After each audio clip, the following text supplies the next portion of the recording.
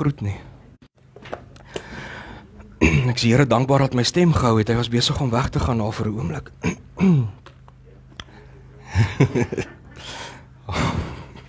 Gaan nie amen sê op daai ene nie. Maar ja, ons is vandag hier so saam,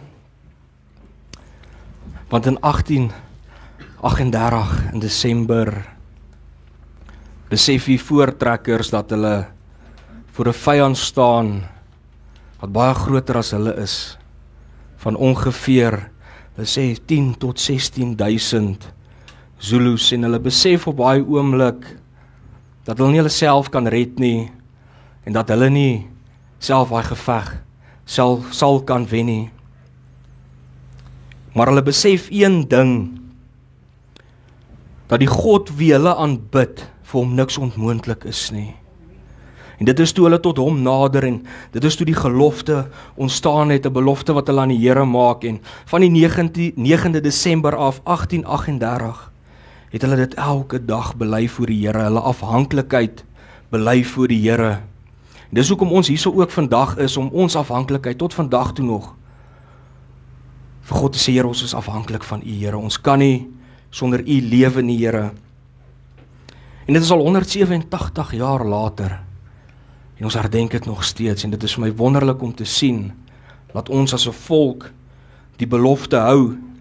En ek wil graag vir julle die gelofte lees vandag, as nagedagtenis van die belofte van ons voorvaders, en hoe God hulle bewaar het.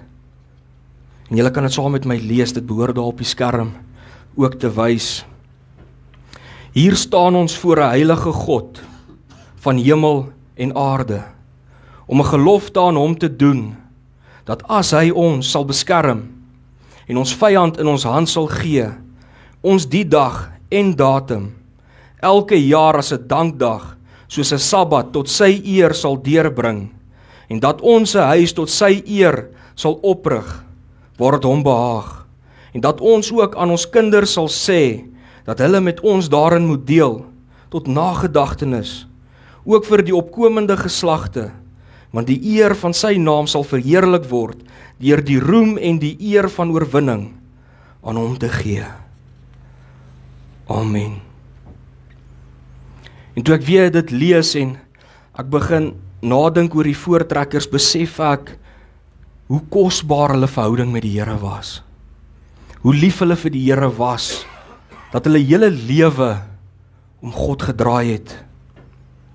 En dit is waarby ek wil vandag stil staan en terugkyk na ons voorvaders en bietjie by hulle gaan leer, want ek sien ons in ons land het ons lief geword om oorseese predikante aan te hang en al ewig te luister wat hulle te sê het, terwyl ons wonderlike geestelike leiers in ons eie land het, waarna ons kan luister, en ek wil bietjie gaan teruggaan en bietjie by ons voorvaders gaan leer, en kyk hoe hulle geleef vir die Here. Maar as ek so na die samelewing kyk, en dan vra ek myself ook, ons as 'n volk, waar het ons verkeerd gegaan? Dis 'n ding wat ek sien, waar het ons verkeerd gegaan, want as ek na die voortrekkers kyk, leef ons nie meer soos wat hulle gelewe het nie. Hulle was 'n godvreesende nasie gewees, en ons was ook op 'n tyd 'n godvreesende nasie gewees, ons voorgeslagte 'n paar jaar terug.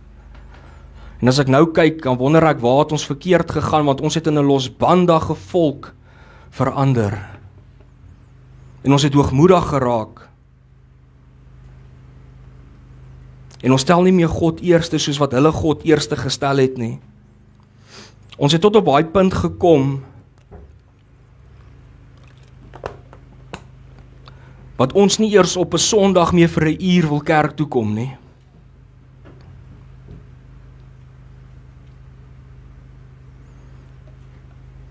Baie mense kom vir geloftedag by mekaar reg oor die land. Dit is 'n baie groot gebeurtenis vir ons as 'n volk. Maar weet julle wat is my hartseer van dit? Meeste van die mense wat ek daar sien jy net een keer 'n jaar op geloftedag. Die res van die tyd, wanneer ons as 'n liggaam van Christus by mekaar moet kom, is hulle nie daar nie. En 'n groot ding wat ek hierdie jaar ook besef het, wat vir my verskriklik hartseer is daar's 'n dag groter as enige ander dag.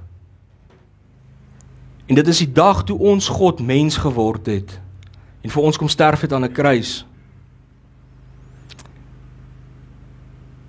En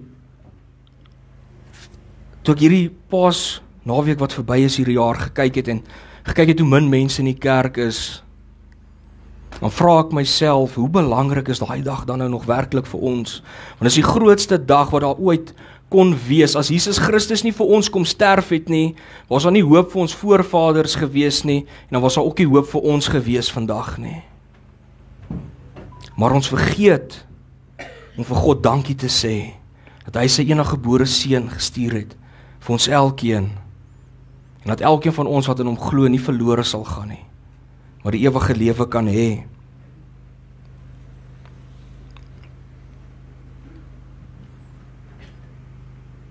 Daar kom nou by my 'n wonderlike gedagte op. Toe ek 'n kind was, en dis nie eers lank terug, is 30 jaar terug, want ek is nog jonk. Toe het ek altyd mense gesien kerk toe loop op Sondag, kan julle dit onthou? Jy het altyd mense gesien met Bybels in hulle hande, Sondagoggende, op pad kerk toe gaan. En ek dink selfs die ouer leraars soos dominee en pastoor, wat al baie belang in die bediening is, kan onthou hoe vol die kerke toe was daai jare. Want ek kan onthou as 'n kind toe ek in die kerk was, hoe vol was die kerk gewees daai tyd. Nou kyk ons eerder hoeveel verskonings ons kan hê om nie op 'n Sondag kerk toe te gaan nie. Ek dink die ouer predikante kan al 'n boek skryf oor al die verskonings wat hulle oor die jare gehoor het. Hoekom mense nie op 'n Sondag kerk toe kom nie. En dit is nie vir my die hartseerste nie. Die hartseerste van alles is, dit is nie net vir my dat mense nie meer wil kerk toe kom nie. Dit is vir my hartseer dat mense nie meer godsdiens in hulle eie huise het nie.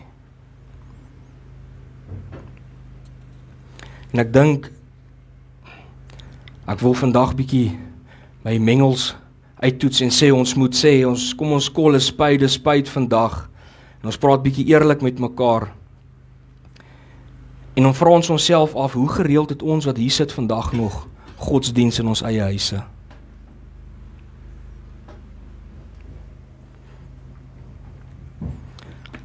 Manne, hoe gereeld vat jy jou vrou en jou kinders en jy gaan lees saam met hulle Bybel? Jy vat jou vrou en jou kinders en jy bid saam met hulle tot eer van die Here en jy laat sing psalm, liedere tot eer van die Here by julle huise. Soos ek gesê het, ek wil terugkyk wat die voortrekkers gedoen het, want ek dink ons kan baie by hulle leer. Weet julle hoeveel keer 'n dag het hulle dit gedoen? 2 keer 'n dag, elke oggend en elke aand. Het hulle Bybel gelees, saam gebid en die Here se naam groot gemaak. En hulle het nooit moeg geraak vir die Here nie. Elke Sondag sou hulle by mekaar gevind het en dan nog steeds saam die Here se naam groot gemaak het.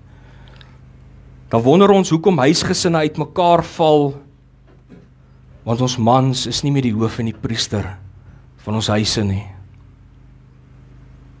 Ons doen nie meer wat God van ons verwag nie. En ek sien so baie mense deesdae God is nie eens meer welkom in hulle huise nie. En dit breek my hart om dit te sien. Om te sien hoe ons as 'n volk verlore gaan. Dan vra ek myself weer af, waar het ons verkeerd gegaan? Dan kry jy mense wat vra, hoekom gaan dit soos wat dit gaan? En ek kan julle sê hoekom dit gaan soos wat dit gaan met ons. Want ons volg nie meer God se weë nie, ons volg nou ons eie weë, ons eie wil. En dan kry jy mense wat die vermetelheid het om te vra, waar is God? Kyk hoe gaan dit in ons land, waar is hy, hoekom is hy nie teenwoordig hier nie? Maar ek wil elkeen wat vandag hier is, elkeen wat hier kyk, wil ek vra, waar is jy? Ons is vandag om te vra, waar is God, maar waar is ons vandag? Hoe verwag ons God moet tot ons nader, as ons nie tot hom wil nader nie? Tannie Karen sê altyd vir my 'n mooi ding, sy sê, God is 'n gentleman. En dit laat my altyd dink, hy forceer homself op niemand af nie. Dit is jou keuse of jy hom gaan wil toelaat in jou lewe, en of jy hom nie gaan wil toelaat in jou lewe nie, die keuse is joune.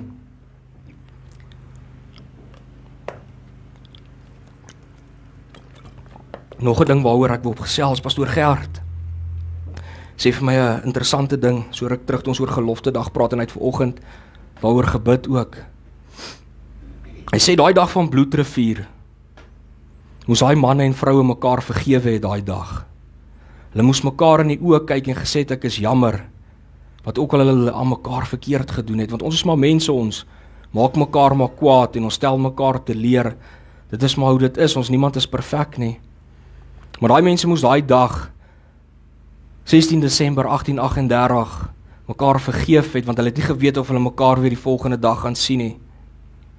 En dit het my nie net in daai opsigte laat dink nie, dit het my op 'n geestelike vlak laat dink en besef, wat kan ons daaruit leer? En ek het gedink hoe dit gaan in ons as die liggaam van Christus, en baie keer maak ons broer of ons suster ons kwaad in die kerk, in die gemeente, en dan stap ons uit en sê, dis presies hoekom ek nie wil kerk toe kom nie, want kyk wat het my broer of wat het my suster nou weer verkeerd gedoen, maar jy vergeet self, jy is ook nie sonder sonde nie. En dit het my laat ook dink, as jy moet wegstap van jou broer en jou suster af, wil jy nie meer saam met hom 'n geestelike geveg veg nie. Ons is veronderstel om daar te wees vir mekaar op te bou en te dra wanneer die ander een swak is. Maar ons doen dit nie meer nie. En dit is iets wat ons by die vroeë voortrekkers kan leer. Hulle het nie daai dag gesê, ja kyk wat het jy laasweek aan my gedoen, ek gaan nie langs jou vandag staan en veg nie. Nee, hulle het mekaar vergewe daai dag en gesê ek sal altyd saam met jou veg en ek sal nooit wegstap van jou af nie, tot die einde toe.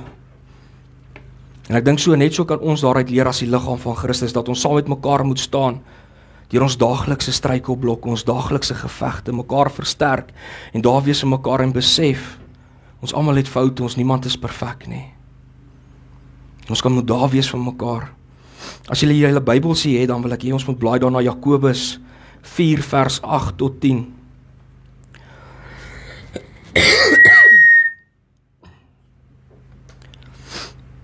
Vers 8 sê, nader tot God, en hy sal tot julle nader. Reinig die hande, julle sondaars, en suiwer die harte, julle dubbelhartiges. Wie klaag, treur en ween, laat julle gelag in treurigheid verander word, en julle blydskap in bedruktheid. Verneder julle voor die Here, en hy sal julle verhoog. En ek het besef dat dit tyd geword dat ons weer moet terugkeer na God toe. Ons moet tot God nader, laat hy weer tot ons begin nader. Dit is tyd om ons hande weer te was van die sonde wat daaraan kleef en die keuse te maak om weer getrou te wees aan God. Jy sien, ons is lewe in 'n tyd wat mense so getrou raak aan die afgode wat die wêreld begin dien. Naamlik die TV, is dit nie so nie? Malls. Daar's meer mense in 'n mall op 'n Sondag as wat daar in kerke is oor die land. Jou foon, mense is die hele dag op hulle foon, hulle het nie tyd vir die Here nie, want hulle spandeer tyd met allerhande ander goed, spandeer tyd saam met hulle vriende, kuier eerder saam met hulle vriende as saam met die Here. Maar dit het tyd geword dat ons tyd weer vir die Here moet gee, tyd moet maak vir die Here in ons lewens. Dit is tyd dat ons moet terugkeer na die God van Abraham, Isak en Jakob. En baie mense kyk altyd my snaaks en as mens dit sê, maar as julle wil hê ek moet dit meer persoonlik maak, en ek vir julle vandag sê, ons moet terugkeer na die God wat selfs ons voorvaders gedien het, soos Piet Retief en Andries Pretorius en Hendrik Potgieter. Hulle het dieselfde God gedien, en is tyd dat ons moet terugkeer en weer God met ons hele harte aanbid. Want as ons nie terugdraai nie en onsself nie voor God verneder nie, gaan hy ons nooit verhoog nie. Want ons het hoogmoedig en skynheilig geword. En ons het besig geword met wêreldse dinge en gelykvormig geword aan hierdie wêreld. As jy daar in die straat loop, En 'n ateïs sien jou, gaan hy sien jy's 'n kind van God waar hy loop. Ons sê dit baie in ons kerk, sê ons is die Bybel wat ongeredde mense lees. Is dit die beeld wat ons uitdra as 'n volk in hierdie wêreld, dat ons kinders van die Allerhoogste God is? En ek weet dis vandag bietjie harde goed wat ek sê, en dit is moeilik om altyd hierdie goed te hoor, maar ek dink ons moet daaroor praat, maar ek wil tot by die punt kom, en ek wil elkeen bemoedig en vra, dat ons moet terugdraai na God, dat ons voorvaders se lewens gespaar het hierdie dag, 187 jaar terug, want net soos wat hy 'n wonderwerk vir hulle gedoen het, wil hy vandag nog wonderwerke vir ons doen. Besef julle dat die God van die Bybel dieselfde God was in 1838, waar hy wonderwerk gedoen het. Daai selfde God van 1838 is dieselfde God vandag in 2025. En hy wil nog steeds 'n wonderwerk in ons elkeen se lewens, in ons elkeen se omstandighede verrig. Want hy is 'n onveranderlike God. Die God wat hy 3000 jaar terug was, is die God wat hy vandag nog steeds is. Al wat ons moet doen is om terug te keer na hom toe en weer 'n verhouding met hom te wil hê. Soos ons voorvaders, en om toelaat om ons lewens te lei en nie meer ons eie wil te volg nie, maar weer terugkeer na God en sy wil te volg vir ons lewens. Ek dink dit is baie duidelik om ons, as ons kyk, en ons kyk na ons land, kan ons sien hoe lyk 'n land wat weggedraai het van God af. Dit is baie duidelik, mens hoef eers ver te soek na dit nie, ons kan net om ons kyk. Want die mense het hoogmoedig begin raak, en hulle eie belange, en hulle eie plesier, hoe God se wil begin stel. En Spreuke waarsku ons op 'n paar plekke, wat sê as jy hoogmoedig is, gaan jy tot 'n val kom. En kyk waar is ons nou as 'n land, en ek kan self sê as 'n volk, en as ons nie terugkeer nie, gaan ons dalk val tot op 'n plek waar ons glad nie wil wees nie.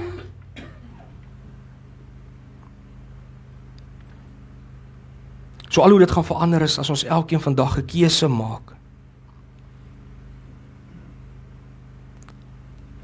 Ons elkeen gaan self moet die keuse maak om terug te keer na ons eerste liefde toe. En om te gaan sê ons is jammer, in nederigheid. Dan gaan ons begin sien hoe huwelike herstel word, as God weer in ons lewens begin werk. Dis waar ons gaan sien hoe ouers en kinders se lewens gaan begin herstel, hulle verhouding met mekaar gaan herstel. Dis wanneer ons gaan sien hoe ons as 'n gemeenskap begin herstel. Dit is hoe ons gaan sien hoe ons as 'n kerk begin herstel. En dit sal uitbrei, en ons gaan self sien hoe 'n land kan herstel wanneer ons terugdraai na die Here toe en sy wil volg. Ek dink baie van ons kan uit ons persoonlike lewe hieroor uitgetuig. Ek weet ek kan, daar waar ons op ons laagste was, en ons onsself verneder het voor die Here, gesê, Here, ek het nie ander uitweg nie, Here. Help my, het God my elke keer nog kom help. God wil daar wees vir ons, maar niemand kan vir ons daai keuse maak nie. Jy gaan self daai keuse moet maak, om terug te keer na God, en weer voluit vir hom te lewe. En ek weet uit my persoonlike ondervinding uit, dit is nie maklik om daai keuse te maak, en weer 'n pad saam met die Here te begin stap nie. Want ek was ook nie 'n perfekte mens gewees nie, en dit is een van die moeilikste goed seker wat jy moet doen, as jy besluit, ek gaan nou voluit vir die Here lewe. Want die ding is, mens moet besef, kom ek gebruik 'n klein voorbeeld, baie mense gaan hier seker kan relate, want mense sê dit baie, maar dit is nie net so eenvoudig nie, maar ek gaan dit so eenvoudig verduidelik vandag. Is byvoorbeeld, toe ek opgehou rook en gedrink het, toe die Here in my hart kom en hy my wese transformeer het hy my begeertes verander. En sodra jy ophou met wêreldse dinge, val jou vriende weg, jou familie val weg, wanneer jy begin voluit vir God lewe, so dit maak dit moeilik. Partykeer as jy so daaraan dink, maar 'n wonderlike ding wat ek agtergekom het, wanneer jy totaal oorgee aan die Here, begin jy nie meer omgee wat mense van jou sê nie. Jy gee om wat die Allerhoogste God van jou te sê het. Want op die einde van die dag is dit nie jou vriende wat jou gaan red nie. Dit is net God wat jou kan red, net Jesus Christus wat jou kan red. En dan gaan jy sien, in plaas van al daai ander goed wil doen, gaan jy eerder tyd saam met die Here wil deurbring. Jy gaan eerder wil Bybel lees. En altyd, dalk selfs as jy 'n familie het, saam met jou familie tyd wil deurbring, saam met die Here en geestelik groei. 'n Ander ding wat ek ook agtergekom het, jy word vry van jou vrees en jou omstandighede om jou begin jy anders te sien, wanneer jy heeltemal oorgee aan God, jou perspektief op die lewe begin verander. Jy is nie meer bang vir die toekoms nie, jy is nie meer bang wat gaan gebeur nie, want jou vertroue is heeltemal op God.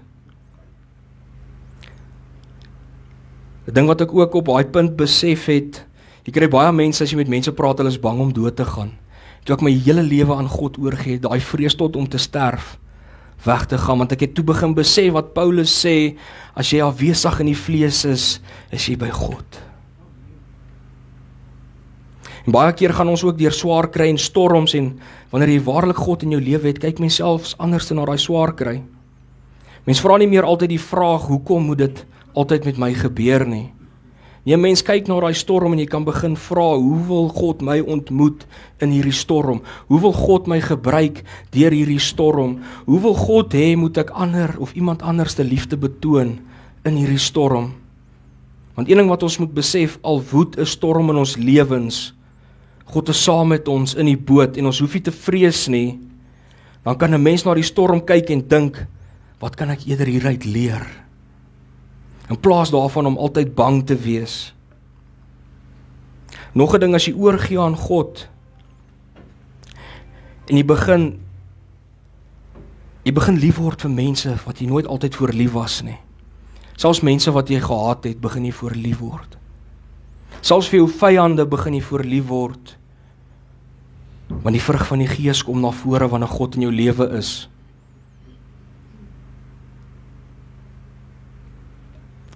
En 'n groot ding wat ek besef het ook is, as God in jou lewe is, begin jy besef wat so sondaar jy was, en nog steeds is.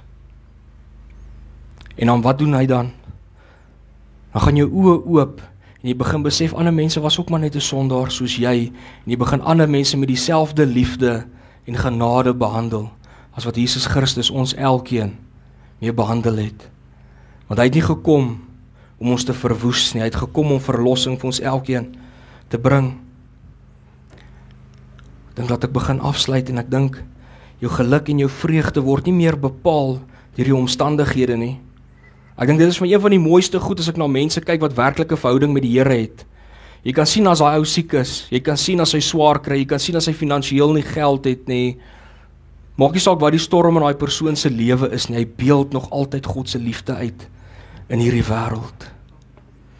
Dit is een van die dinge wat met jou gebeur as jy die Here toelaat om jou te verander. So dis wat ek met julle wil deel vandag en jou wil agterlaat. Kom ons draai terug na God. Kom ons soek weer sy aangesig, net soos ons voorvaders sy aangesig altyd gesoek het. Net soos God vir hulle deurgekom het, wil God nog vandag vir ons elkeen deurkom. Daar waar ons hom nodig het, wil hy vir ons deurkom. Maar ons moet een ding besef, God forceer homself nie op ons af nie. Ons elkeen het daai keuse vandag om hom toe te laat in ons lewens of om hom te verwerp. En ek kan vandag aan julle getuig, dit is een van die wonderlikste goed wat ooit in my lewe met my gebeur het. Mag dit ook met julle elkeen gebeur om 'n ontmoeting met die Here te hê en te volhard tot die einde toe. En ek wil julle los met 'n laaste skrif van Paulus in Filippense 3 vers 13 wat hy sê: Broers, ek verbeel my nie dat ek alles sal hê nie, maar een ding doen ek. Ek maak my los van wat agter is. Ek strek my uit wat voor is. Ek span my in om by die wenstreep te kom, sodat ek die hemelse prys kan behaal waartoe God my geroep het in Christus Jesus. Amen. Kom ons bid saam. Here, dankie dat ons vandag, Here, U kan kom herdenk, Here. Dankie dat ons vandag kan kom besef hoe groot U nog steeds is vandag, Here. Dat ons kan kom besef, Here, dat U nog vandag nog 'n verhouding met ons wil hê. U vandag nog daar wil wees vir ons. En U vandag nog steeds wonderwerke wil verrig vir ons, Here. Here, my gebed is dat elkeen vandag opnuut 'n begeerte sal hê, Here, om 'n verhouding met U te sal wil hê en terug te keer na U toe, Here. En dit sal besef dat ons afhanklik is van U. Net soos wat die voortrekkers in 1838 afhanklik was van U, is ons nog steeds afhanklik van U, Here, en ons kan nie lewe sonder U nie, Here. Here, ek wil ook so nou vir elkeen bid, Here, wat hier is, Here, dat U aangesig oor elkeen sal laat skyn, Here. U elkeen vrede sal gee en U met elkeen sal wees en hulle ook so sal beskerm daar waar ons elkeen terugkeer na ons huise toe en daar waar ons op die paaie sal wees, Here. Here, seën elkeen wat hier is en seën die week wat voor lê. En ek vra dit in die kosbare naam van Jesus Christus. Amen en amen.